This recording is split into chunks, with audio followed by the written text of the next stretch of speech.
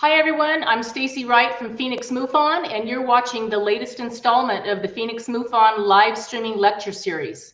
And tonight we have a special guest, Kloetzke. She is my favorite in the dirt researcher, and she's going to be telling us some awesome stuff about what they found in the pyramids in Chongos, Peru. So Chase, rock our world. Thanks so much, Stacy. It was so great to see you and Alejandro. I even got to see Karen. I miss your faces. It's like this pandemic needs to hurry up and go away so we can get back and visit again. But thank you for having me. I've returned to Peru, I think twice since the last time I talked about some of the things that we were finding down there. And our first return was in June of 2018. And we ended up in the Andes. So the Andes is a big place. I can't give the exact location or even refer to it even a little bit. Just say Cusco wasn't, too far away when it comes to being in the Andes. So Cusco is also the sacred place of the Incas. So there's a lot of development. There's a lot of temples and things like that were reconstructed after the conquistadors devastated all of it. So I was excited that it was in that area because we know it's just blooming with new things that we can do. So Inca Quest is run by Timothy Alvarino, and it's researchers and explorers. That's all we do. But we joined with Bohic Ruse, and Bohic Ruse is out of Spain, and Anson is the lead of that group. He has a long and a very, very prominent footprint in Peru since he discovered in Paracas the candelabra, which is the same structure as Nazca lines. He's amazing. He has a huge footprint also in archaeology. So to even be in his presence, I was like fangirl, geeking out, loving life, and the same with Timothy. This is a really exquisite crew, completely funded. We're funded by Gary Havens. You can look him up. He's very rich, and we're thankful that he loves this stuff and is willing to finance all of it.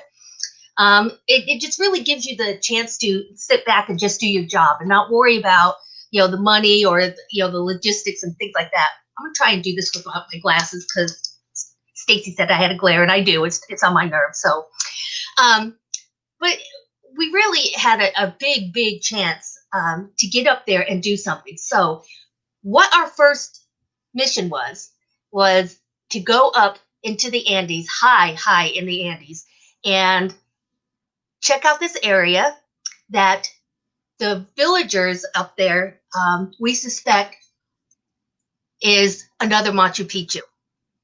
This is what Anson does with Bohic Ruse. The villagers also claimed that they had this bones of giants in a cave. So you guys know I just love the adventure. I'm going. It's like it was so much fun. But the location is very, very high, and the logistics alone, when you have a team, there were 14, food, blankets, we were in tents. Sometimes when we were at the lower base camp, we could stay in like these little buildings which had dirt floors, but it was nice to be in a building. So, I think the logistics is probably the most difficult thing we have to deal with. And the travel also offers so much adventure, just in climbing and crossings and things like this. So, it was going to start, and it was going to start in a big way. When you have a full production team also with this team of explorers, it gets really difficult, guys. So, hats off to, Timothy and Anson, because we didn't miss a meal, everything we had. But the one thing that plays biggest, probably in both the stories I'm going to tell tonight, is we have these big trucks because of all the equipment we have to carry, all the, food, water, everything you need, toilet paper. They'll tell you to use a leaf, but I had toilet paper because I know everything in that jungle wants to eat me. Bugs, plants, and animals. So, it was everything you need, you have to take, because once you start ascending, there's no coming back or turning around. There's no place to even do it. Alejandro, could you hit that first slide or the second one?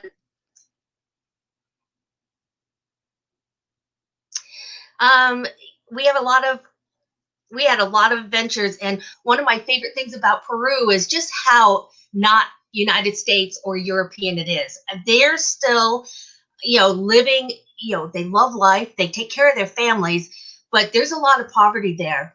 And this is the first one. We had to, cross this river, actually go down it quite a bit, and then come into another one. These aren't anything official. These are guys that, pounded some wood together, you put your car on it, and they'll push you down this river. And I really thought this was important to show, because if you see the truck that's going on, and these are all our vehicles, look at the two little things he had to line up with. And if you miss it, you're screwed, because it's up to you to get yourself out.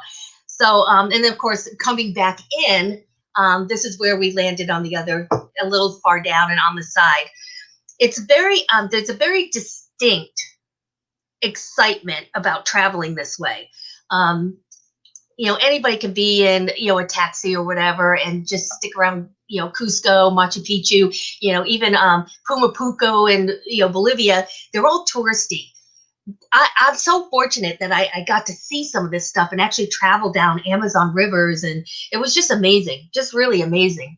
But when you focus on even just like in the background, looking at the homes, and this is their business, and no business license necessary. It's like we were off the grid, totally off the grid, and very thankful for that. The dirt roads that really became more difficult and possibly more they're just, I guess the best way to describe it is a driveway, like most of these roads, because our big trucks are unusual, especially the longer or the quicker you get up into the mountains. They ride horses, mules, and dirt bikes. And the dirt bikes is a luxury. So that would be like the big cars. So these roads are kind of small, and they're dangerous and treacherous. I'll tell you about that in just a minute. But we already started seeing when we get to the next slide.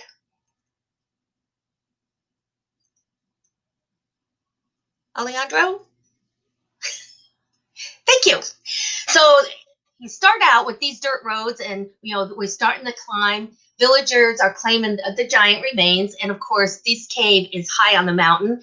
We ascended, I think, 14,000 feet just for the lower base camp. And to get to the actual location was another 2,500 feet. So this is a travel. It took us almost 2 days to get there. The trails or the roads, so they're just not made for big vehicles anyway. So everyone we saw in this region was definitely on the most simplest transportation possible. There is a spot that was so narrow when we started going up. It's so severely narrow. I started to put my seatbelt on, and I was told, don't do that, because the only chance we have of surviving is to jump or be thrown from a vehicle. These cliffs are tough. These roads are dangerous. They're treacherous. And I promise there was even one that got so narrow, and in moments, I had to lean out my window and tell them how many inches we had till the edge. I had no choice. My stomach was in knots. My heart was pounding. I was terrified, but we can't turn around. You're committed. You have to keep going. So that's what we did. We were hugging that, cliff wall, and, just, oh my gosh, literally one time, 2 to 3 inches. That's all we had. And we're just going slow. We're just barely crawling, but that's how much we had. And that's the one. I'm gonna have to put my glasses back on, guys. This isn't working. So anyway, there were other dangers in such a remote location. For one, the insects. Bullet ants scared me probably more than anything else. Those suckers are aggressive. You could barely see them, especially on the dirt floors that we were sleeping on. And they just scare me because they're aggressive. Like you even get close to them, they're coming at you. It's allegedly the world's most painful bite. So those were probably the most scariest things I was dealing with. But again, everything in that jungle, you have to be very respectful and very, very cautious. There were other unexpected hazards. So the village we were going to knew we were coming. The other villagers did not. So as we're going up, they're asking like, who are we? What are we doing? And, and we tell them, and they know where we're going.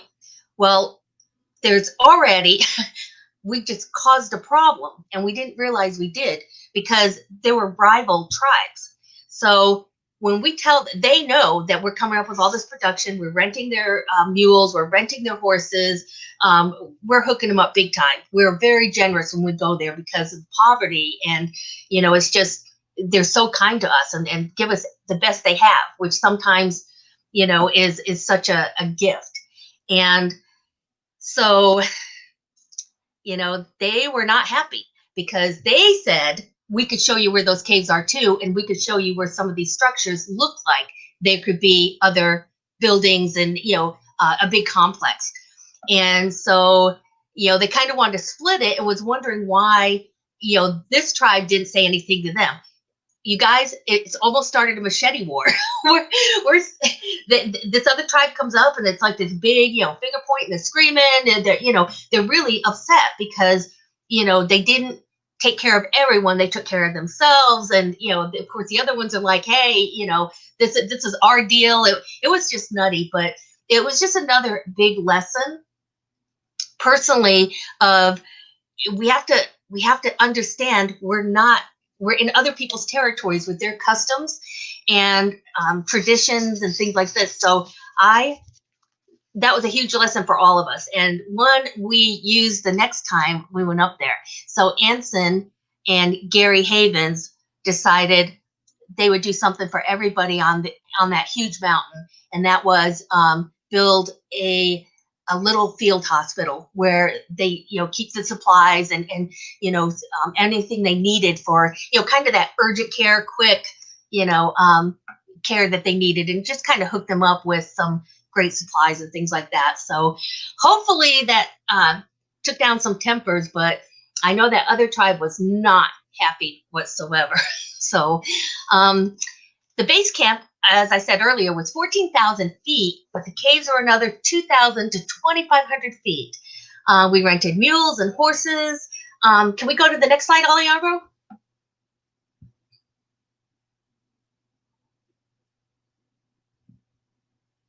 Oh yeah, the next one, sorry.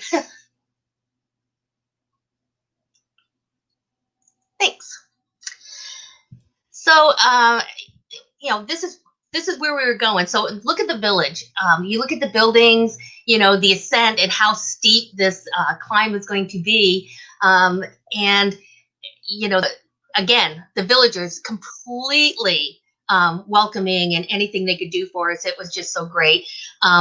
But so I'm thinking, okay, this is cool. A horseback up, that's great. I don't want to be in that big old truck on these little things anymore. I was still post-traumatic, 2 to 3 inches, at that point we were probably, 1,800 feet up. So then I find out, no, that's for the equipment. We're walking. So anyway, it was really a treacherous climb up there.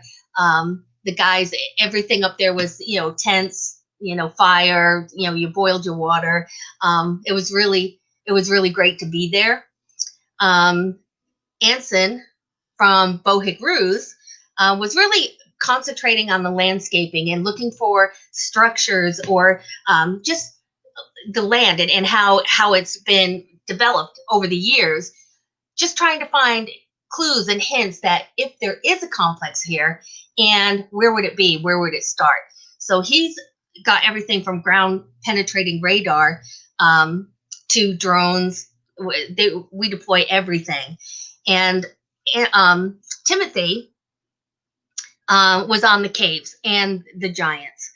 So the teams kind of broke up, and we all had a job, and we're all very in tune to what's going on, sticking to exactly what we needed to produce for the team.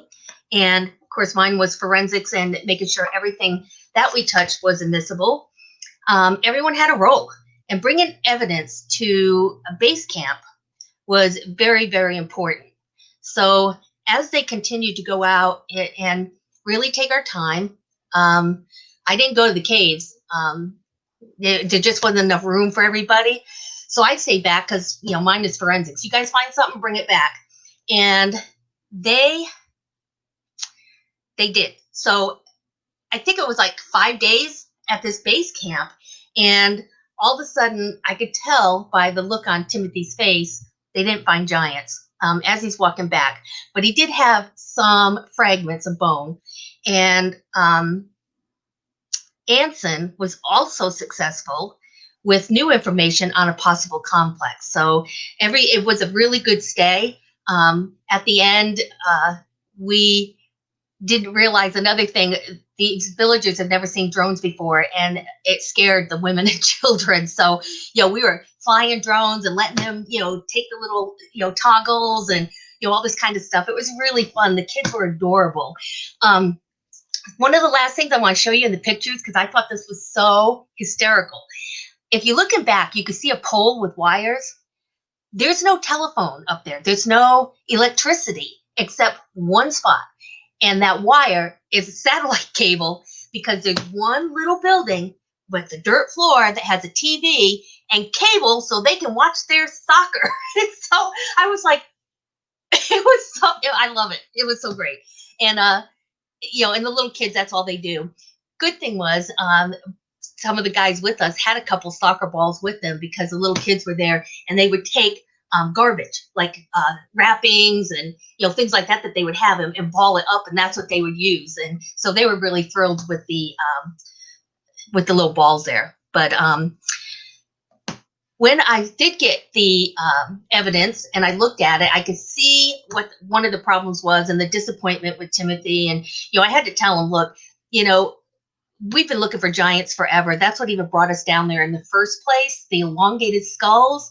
And, I just remember thinking, like, these skulls, when you see them on, TV and all these things, they look huge, and they're not. They're like human-sized faces with these big, wherever.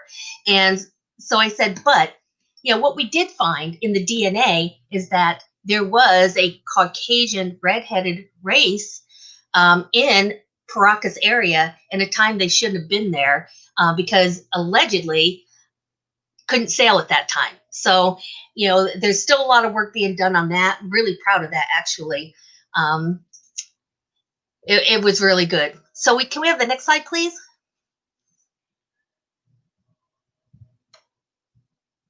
Thanks, Alejandro. So I'm gearing up. You can see we brought everything back to base camp. 2 low Peruvian dogs. And it was really, of course, look at the location. It was difficult to keep everything completely sanitized and done right. So this was a big challenge, and we overcame it by bringing tables in and putting up like barriers of things for wind and stuff like that. Really wanted to keep it clean, because we were kind of on a roll with this DNA from Peru. So I was really excited that I really had a chance to dig in and get more of this. And next slide, please.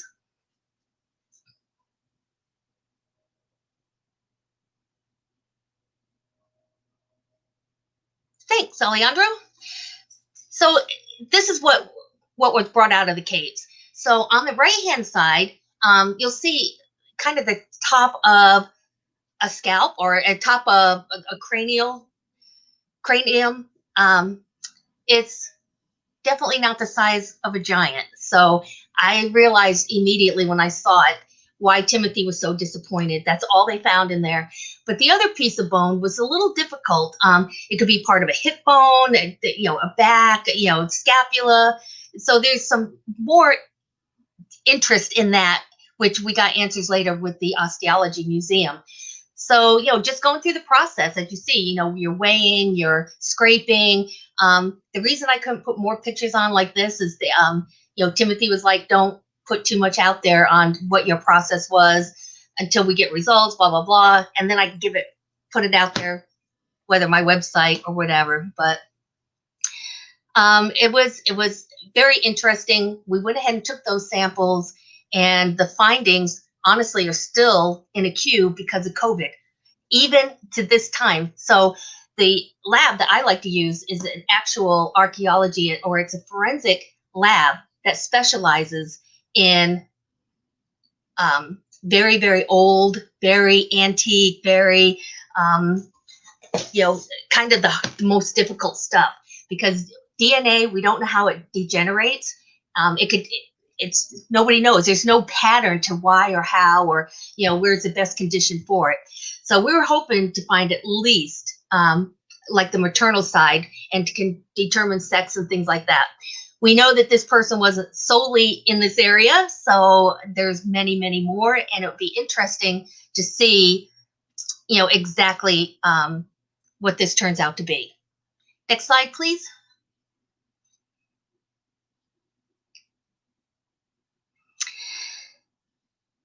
Before I get into Chongos, because you see all the human remains up on the desert, so of course it's got to be Chongos, right? Anson really did a spectacular job. When you have the tools you need and you have the skill sets to perform these, there's a lot of things that can be done, and we were just really excited. I will tell you that the descent was much better because we stayed an extra day, and all the guys on the team, including some of the guys from the village, actually went to those narrow areas and carved out on the mountain wall, a little more room for us. So it was still a little harrowing, but not as bad as it was going up. It was it was about the craziest thing ever. But I love being in those areas and really having those experiences. We work, we're finding things, we're collecting samples and doing everything the way it should be done, and it's just a good feeling when it ends. We end up coming home. About a year passes, and we start really this discussion. And the discussion between Bohic Ruse and I'm Inca Quest. So between Bohic Ruse and Inca Quest, we're all discussing Chongos has that one-step pyramid, and it's adobe. So we know it wasn't anything from the Cyclopean type structures, which are megalithic and astonishing. But it doesn't make sense that this huge desert that I've been in 4 times now only has one pyramid. We don't see that anywhere else, especially in Peru. But next slide, please.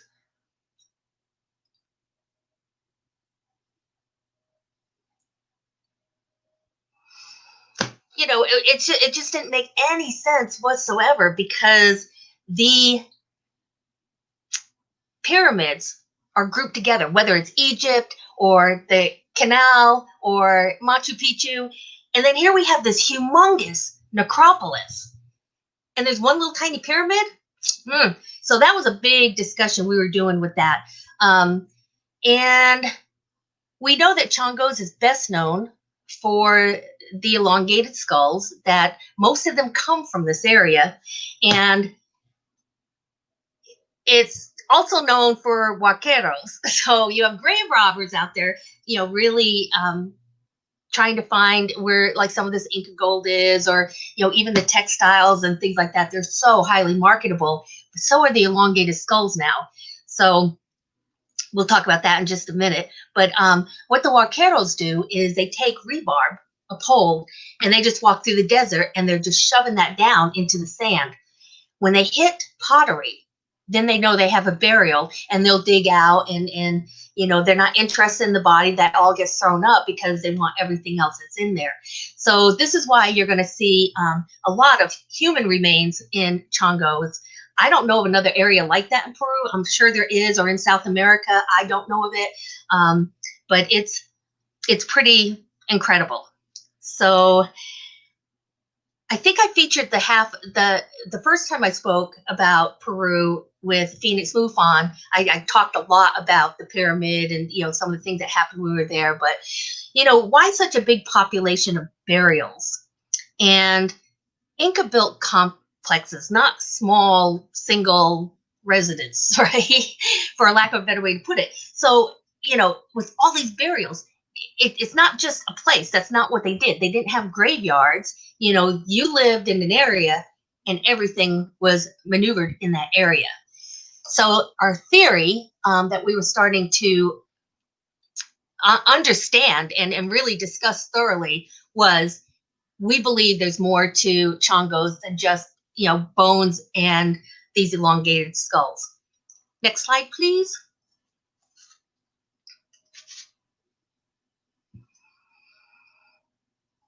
I'm sorry, guys. I think I said canal. It's corral complex, which is the other one there, other than Egyptians. So there's definitely more in Chongos.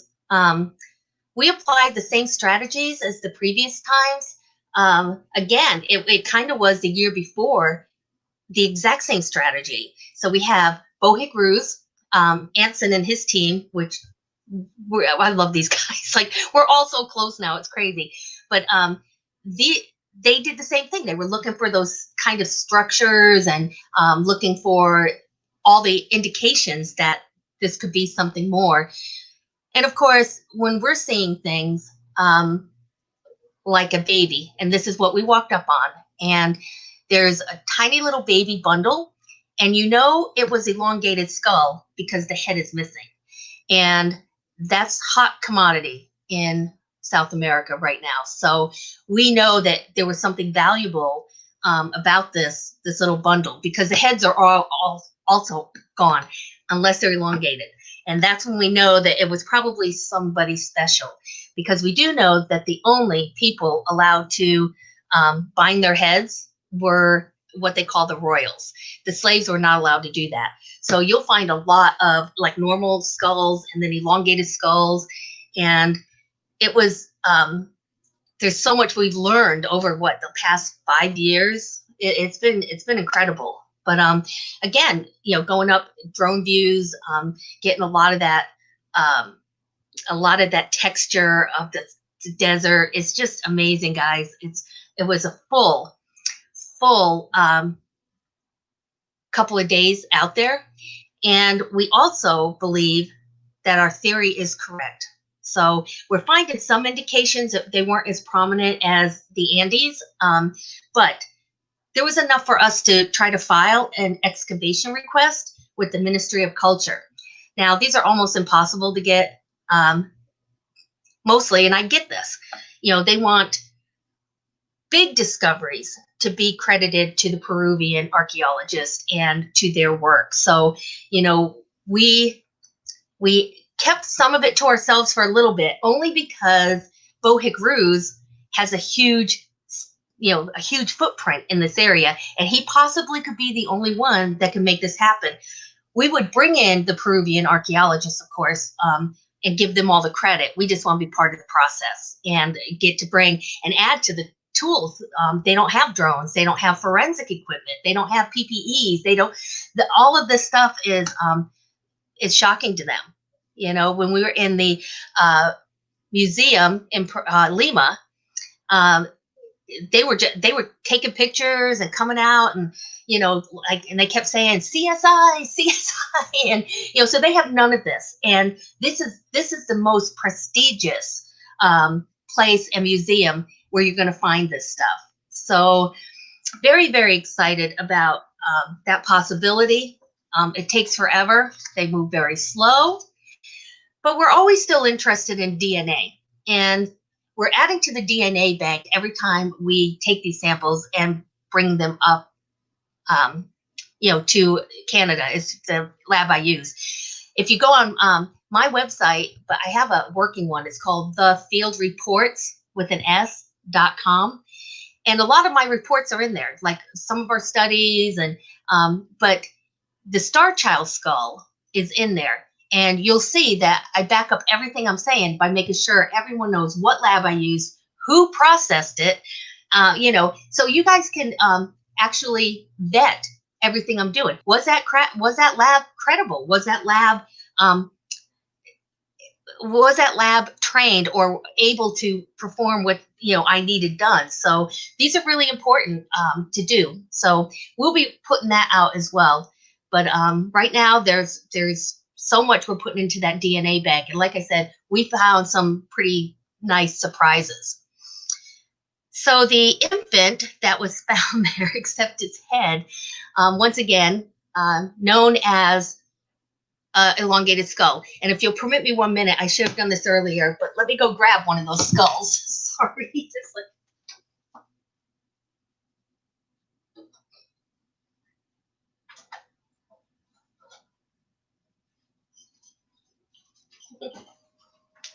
Sorry, guys.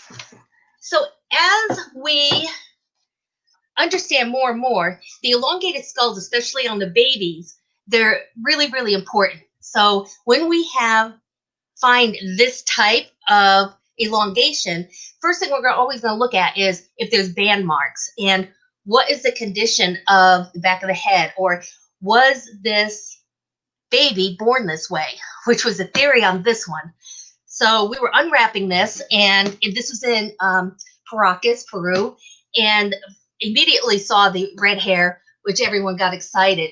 But it was reported to us that it was a 2-month-old baby. The minute we got done unwrapping it, I knew immediately it's not a baby. It's not 2 months old. Every mama out there will notice that full set of teeth. This little guy was at least 18 months, if not 24. And sure enough, that's exactly the age he tested out to be. So these elongated skulls, as you can see, the museums want them. They're huge on the black market. We're not allowed to transport human remains. So obviously this is a museum cast quality. It's exactly what you could see in there. But you know, they're huge right now. Everybody wants one, and they want the real ones. So there's I'm sorry.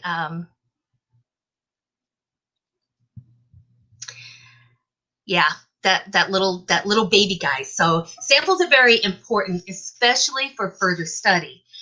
We also have another thing that we were doing in there, and that was really focusing on the elongated skulls, because recently, or just a couple years ago, I was with L.A. Marzulli and the Watchers team, and really did a lot of DNA for him as well. And we had like this big media thing in California, you know, bringing out all the results that we had and everything that was going on, and answered questions from people, which was pretty cool. But the biggest thing that was coming out was the foramen magnum. Now, remember when they first started talking about the elongated skulls, and you know how the parietal plate was gone, and you know it only had tool, and there was all the sagittal sutures were missing, but we didn't find that in everyone. So really, this study is just still producing more and more information, and the more we look and dig in, the better we're getting, and the truth is starting to come out. However, I happen to cause a controversy. Shocking. So, and you know, these elongated, the latest elongation that was found, if we can go to the next slide, please.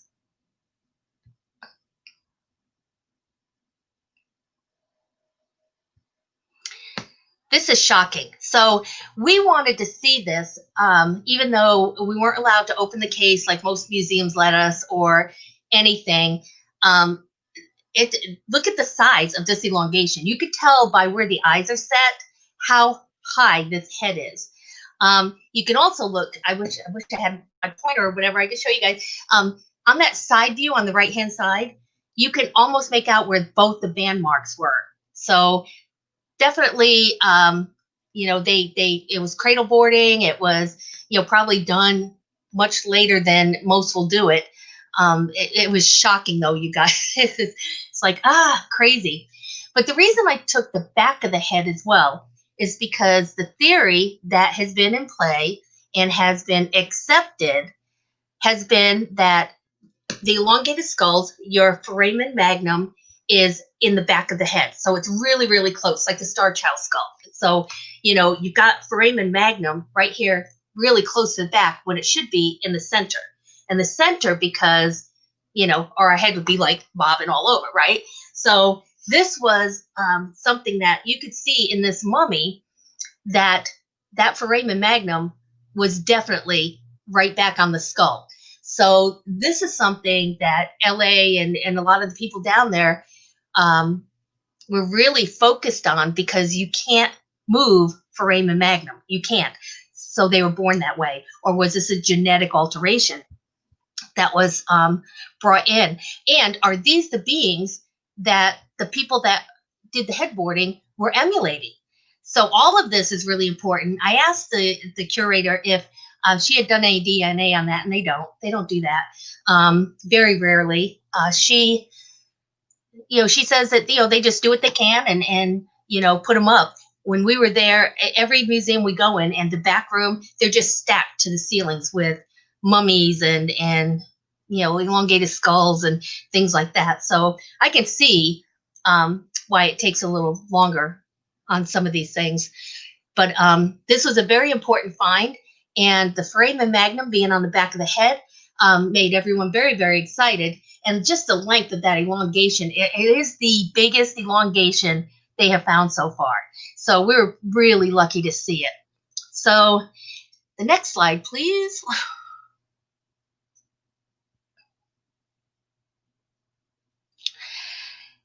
Just like a normal human skull, that foramen magnum is in the middle.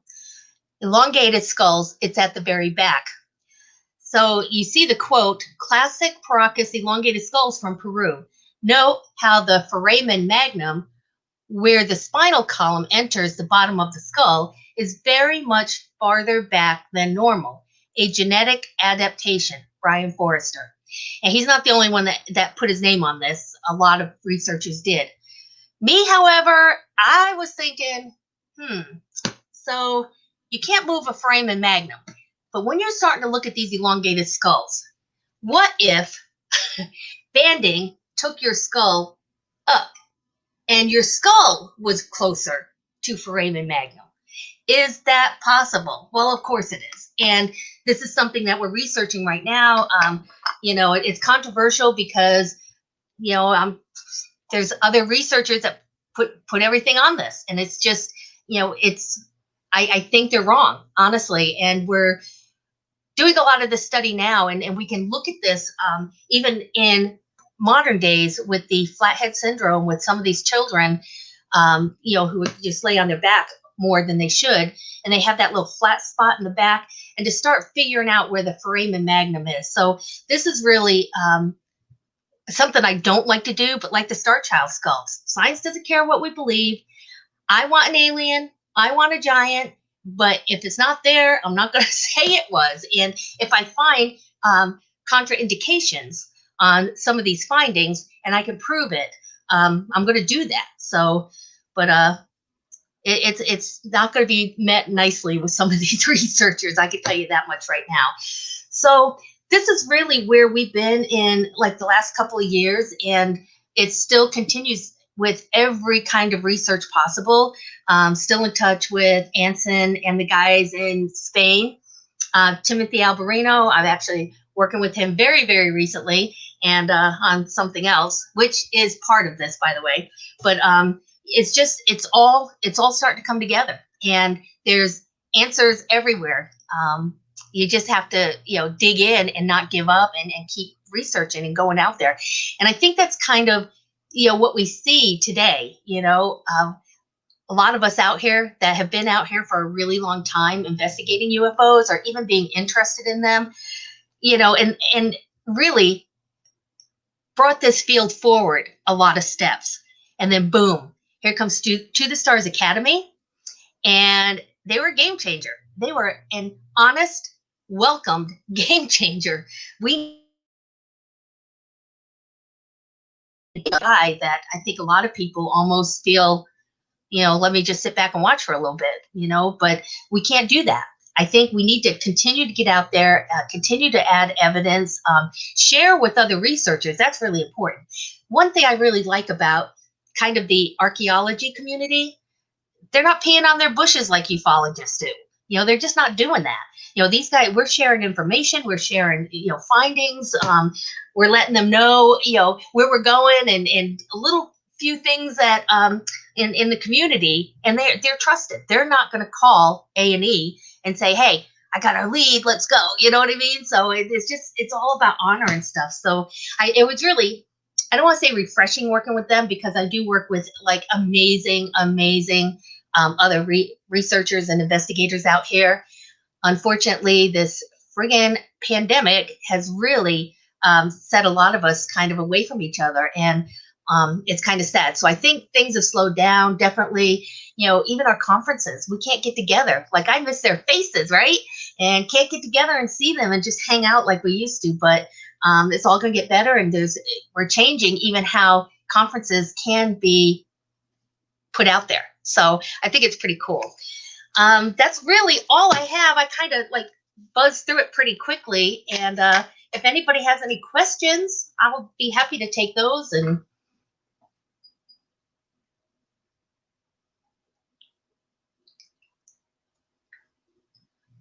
I don't know. I don't know how I'm supposed to get these questions, but there are a couple other things that we're working on, definitely, when it comes to a lot of DNA and things like this.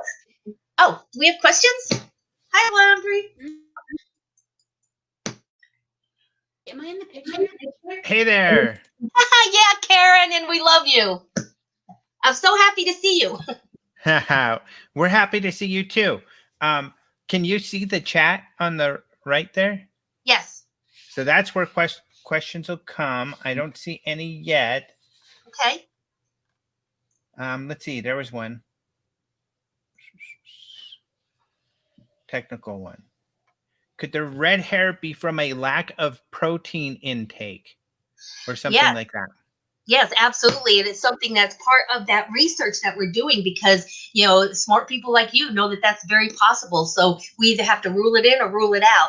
So far, it seems genetic, because these little guys, or the Procus people, actually come from the Middle East. So that's crazy, right? That's shocking.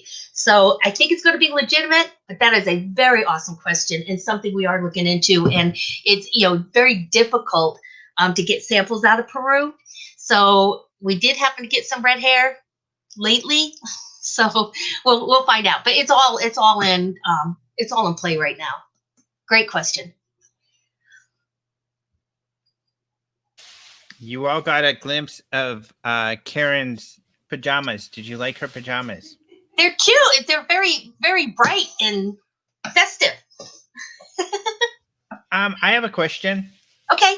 So, you talked about how there's a lot more cooperation, and as opposed to working in this field. And of course, you and I have definitely been involved with people not appreciating, definitely, and voicing. I guess, what have you seen in that cooperation that could be adopted by UFO researchers?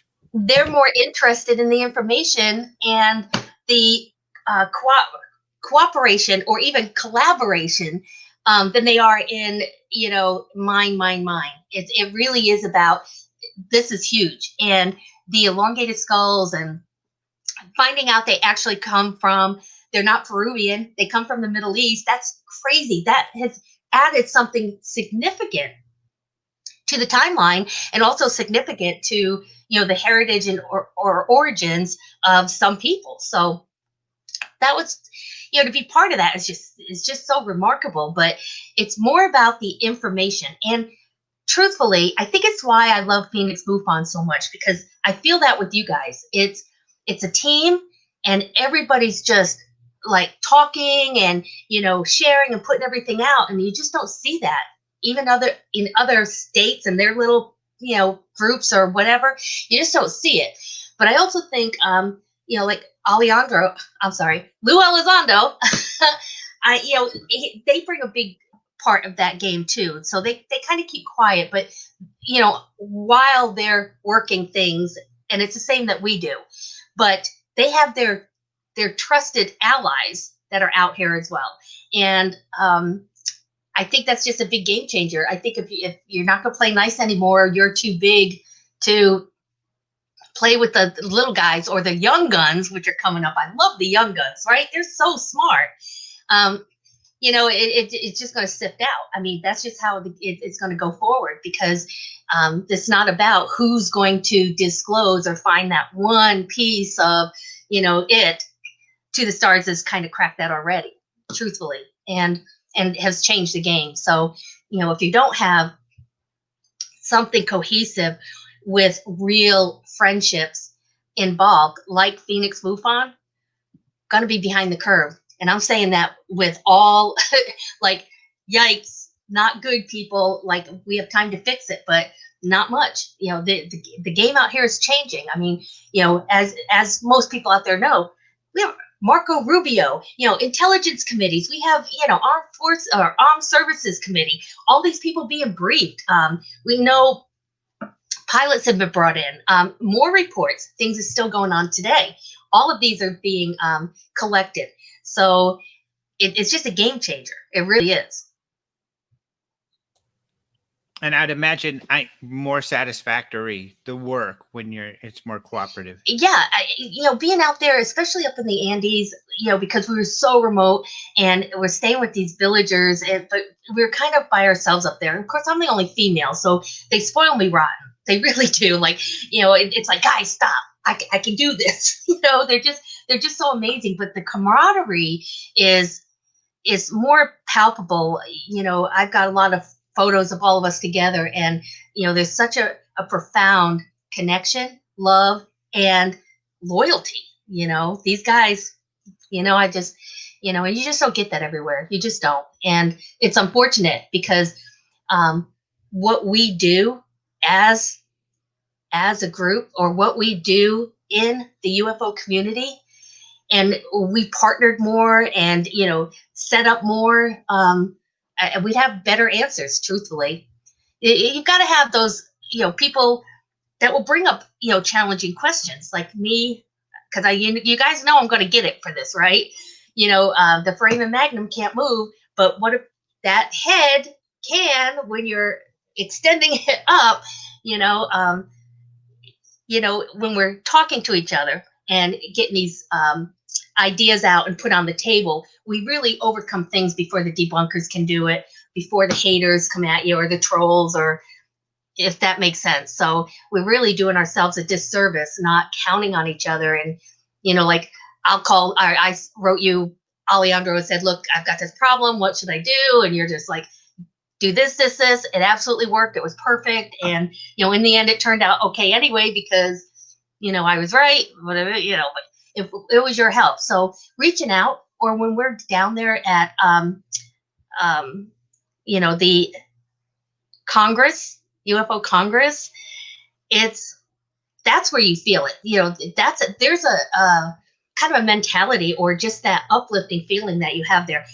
I go to a lot of conferences. We all do. There's nothing like it there. That's the only one that feels like that, truthfully. And it's huge. And it's a lot of people go every year because it's the best conference out there.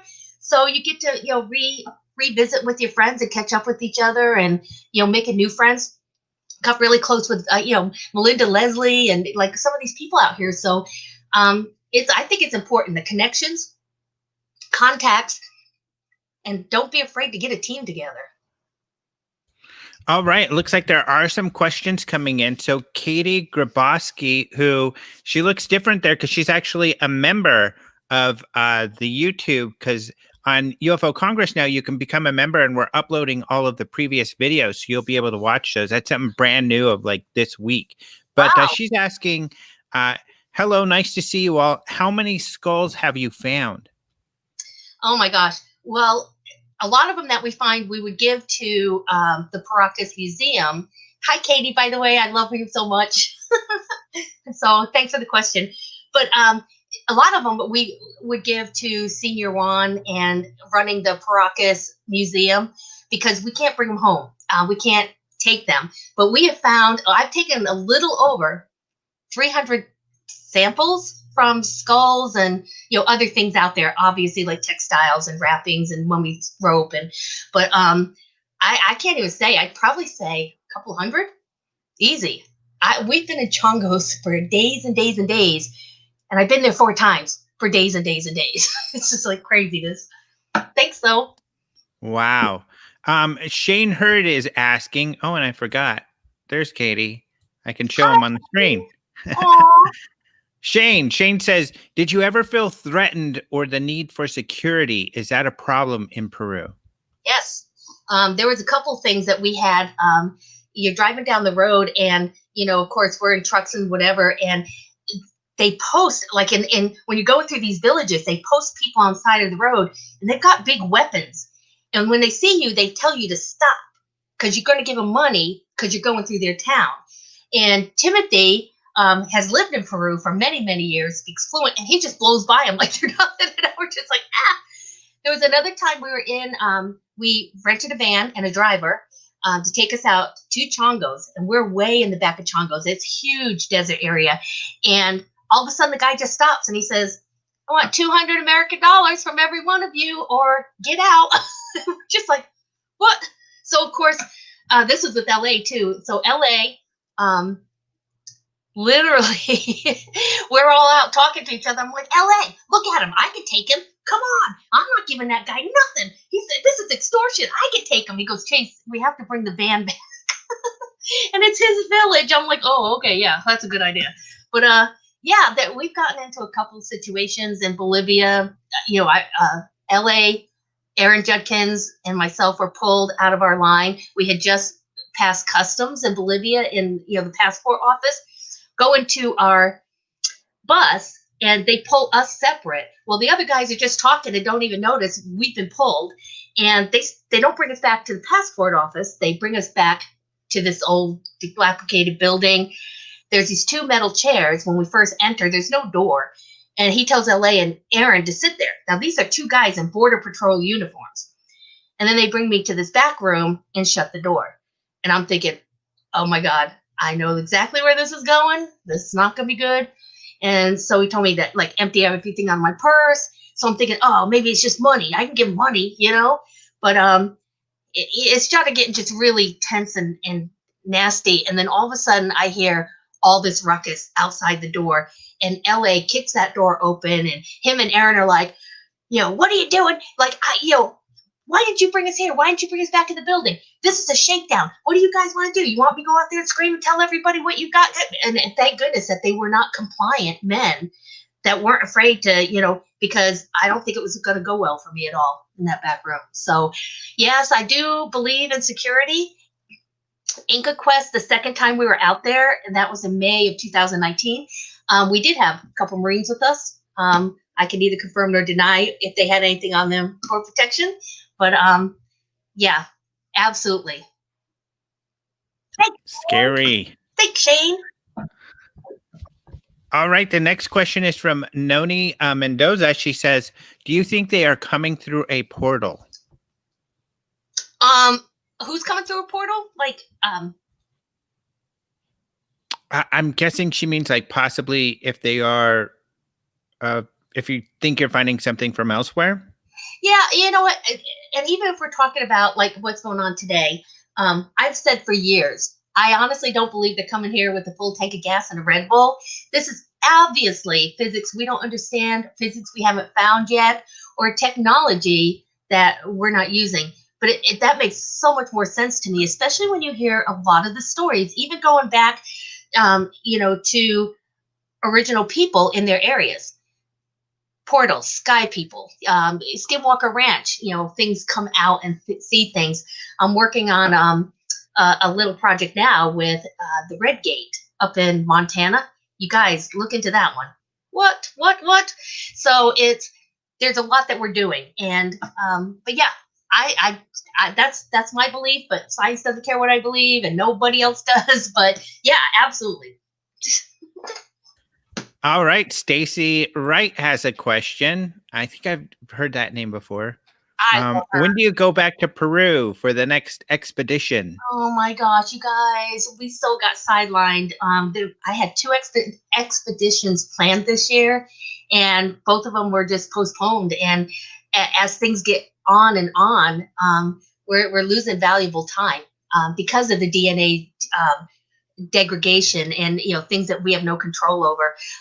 And I think when it comes to international travel, it's going to be a little longer before people are safe or even safe want you in their country. So I don't know when. I can't wait to get back there. I'll be very, very excited. And but I'd like to go somewhere else. So I work in Australia, working in Peru. I would kind of like to go to like Ireland, maybe. Me too.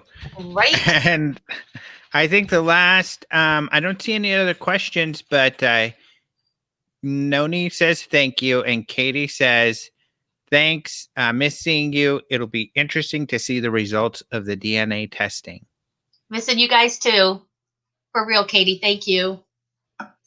Yeah, we put it like a lot of it out there, and I'm not the lead on these expeditions. I was with L.A. Marzulli, Timothy Alvarino, and I'm just a small person in there. Like all I do is forensics and evidence. That's all I do, and so it's their timeline and it's their results. If that makes sense, but they can't wait to tell everybody anyway. So hopefully it'll be soon. Oh, it looks like there are a couple more. I missed this one. Robert Manning says, are you saying the Peruvian skulls you were able to pull DNA from indicated Middle Eastern origins? Absolutely. It came from Turkey as well. And you can find these results. LA, I think they're on Amazon. Unfortunately, money, I would have done it differently, but he has spent a lot of money putting it in there, so selling it. And I think it's the Paracas DNA results, and all the details are there, all of them. So Noni has another interesting question. Do you have a psychic in your group that may help locate and make sense of the locations? You know what? That was actually discussed recently, and even remote viewing. And there was something where we can't discount any kind of talent. And if we're not finding things fast enough or getting many answers, maybe it's because we haven't included these people and haven't included these skill sets. I like psychics, so I would love to have one on the team that would kind of give us hints like where we can go, what we can do. And, it would, I think that would be great. So, but no, so far we have not. I work with guys a lot who are sometimes difficult. You'll just leave it at that. Yeah. Well, no, probably rotten, but their mindset is their mindset, and I've learned to let them be the head of everything, but I'm the neck, so pretty much turning them anywhere I need it. It just takes a little longer sometimes. Timothy's gonna love that one. All right. Well, lots of people saying thank you. Fascinating presentation, and just on time. We're just on an hour, so thank you so much. It's been a pleasure. Like I said, it was so great to see you guys, and even Karen in the background. I'm like, oh my God, there's Karen. I just want a hug. So everybody just be safe, be well, partner up, start talking. Let's get together. All right, great. Thank you. All right. Thanks, guys.